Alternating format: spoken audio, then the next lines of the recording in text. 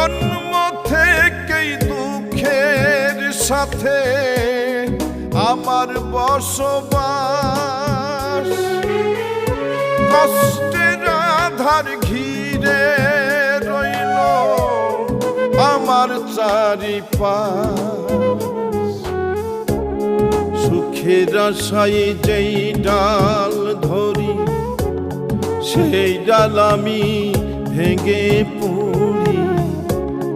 সুখের আশায় যেই ডাল ধরি সেই ডাল আমি ভেঙে পড়ি।